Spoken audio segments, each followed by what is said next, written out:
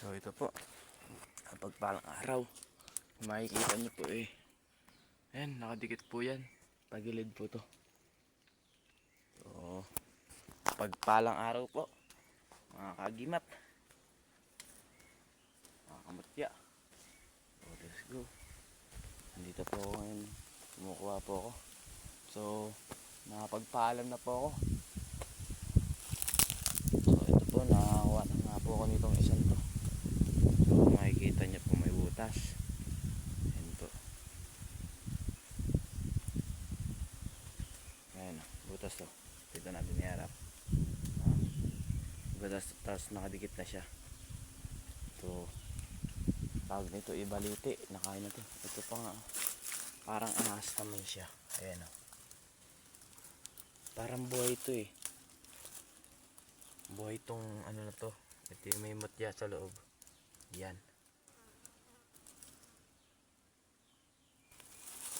So hindi ko kukunin yun.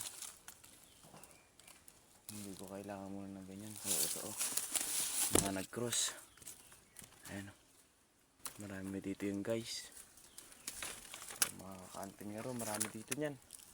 Mga ganyan. Hindi ako nakapagdala ng hawakan na cellphone. Dito ko kinuha yun. Dito. Kasi mababa. So makikita nyo duktong-duktong yan. Tapos dikit-dikit na yan. Nagkadikitan na. Yan. So sa mga gustong humingi dyan, puntahan nyo lang ako dito sa Rizal, sa Rizal Malaya. So pwede nyo po ako i-add. Ang pangalan ko po sa Facebook, Alfredo Amatos Abanyo. Alfredo Amatos Abanyo. Ayun po. So naka-blue yata ako na doon, damit. O green. So ganyan po yung akin. Kung gusto niyo pong humingi, so tawagan niyo po ako sa account na yun. So hindi ko po tanda yung aking number. So ito nga lumusot nga itong bagong nakikita ko ngayon.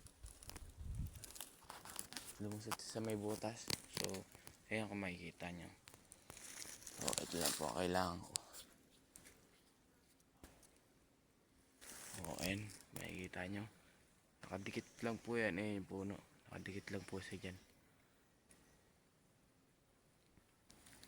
So parang nagkalubog-lubog na lang yung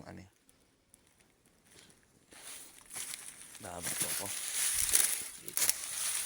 Napakita ko sa inyo. Ayan o. Okay, so ko nag-cross na. Ayan. Ayun yung lumusot o. Ayan o. Yung baging na maliit na yan, naglapos dun. Dito sa kabila. Ayan na yan. Ayan na. Yung baging na yan. Na may bilog. Yung may bilog na yan. Diretso pa ganyan. So mataas. Hindi ko na pati kukunin yan. So yun na meron na ako. Pero kumbagang itong kinuha ko, malaki lang to. Kahit yung maliit, pero is malakas yun. Kasi nakadikit pa yun. Mas maganda gamitin yan. So, sa mga gustong humingi dyan, meron ako sa inyo dito mga ibibigay. Ito po. Ayan, yung tinuturo ko to. Ito, tabi.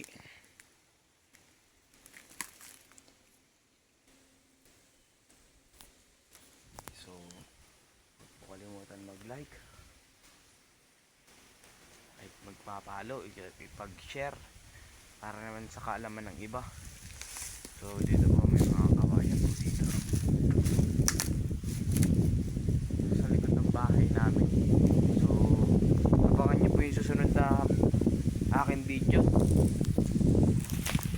So kawayan naman po yun. Nakita ko yung nakaraan, pero sa Bernis ko po kukunin yun. Para mas maganda-ganda yung kawayan yun. Ito ayun, kinain na ng baging. Lumubog na yung baging. Harap tumagis na siya. Yung next video ko, Sa kawayan naman yan. Kasi puro ganito na lang yung aking binablog. Ay mga ganyan-ganyan na lang mga nakabaon. So tabi. Yung ibang dito eh. May butas na yung ano. O, wala po dito yung sa kawayan. Kasi magubat po.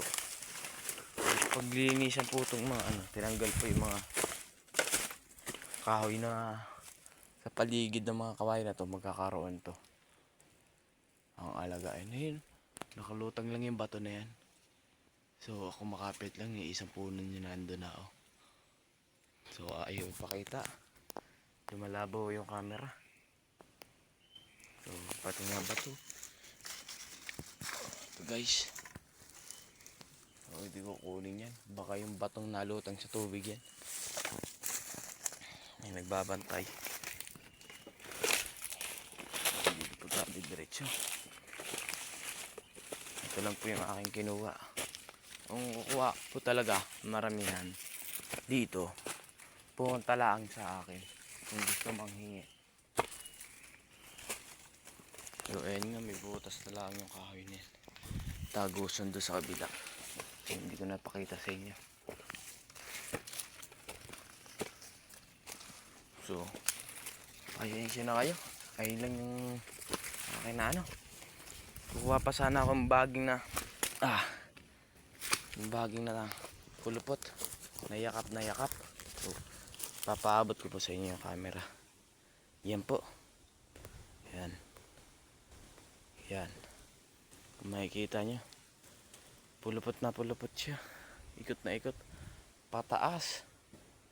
Talaga naman. So dito po ang ating video. Yun lang po ang ating napakita. Wala kasing hawakan ng aking cellphone. So ito po ang aking nakuha.